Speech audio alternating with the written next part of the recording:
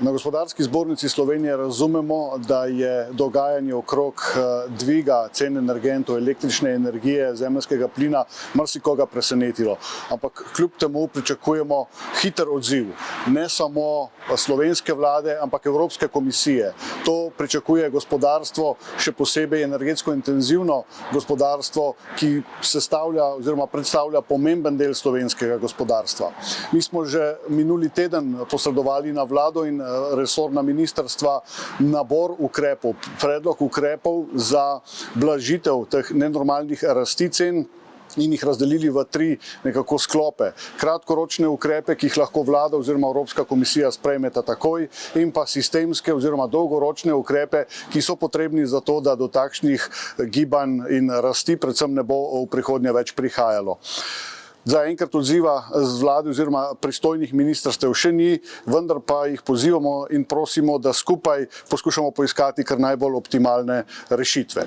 Kar se tiče kratkoročnih rešitev, ki so seveda izjemno pomembni in ki jih, kot rečeno, gospodarstvo, industrija pričakuje v najkrajšem možnem času, smo med drugim izpostavili trenutno znižanje nekaterih prispevkov, kot sta prispevek za OVE in ure, recimo tudi morda kratkoročno začasen poseg v samo višino cene električne energije. Vlada ima to možnost, vemo, da je to nepriljubljen ukrep, pa vendarle, ukolikor bi to pomagalo, bi veljalo tudi v tem resno razmišljati.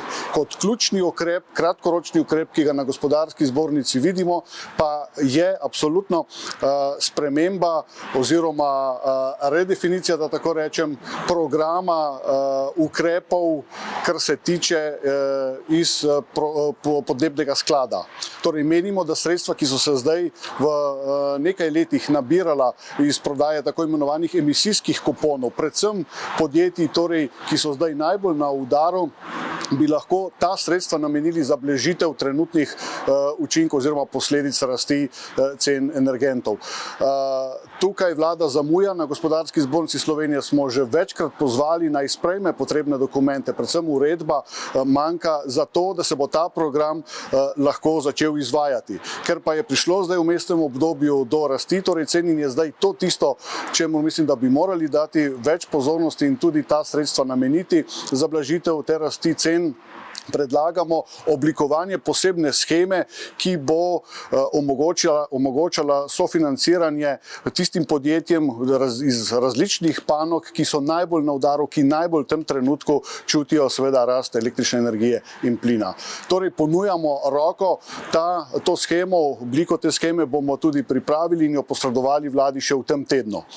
Skratka, če zaključim nekje to naše razmišljanje, dolgoročne ukrepe bo predstavila kolegica Ana, kot rečeno.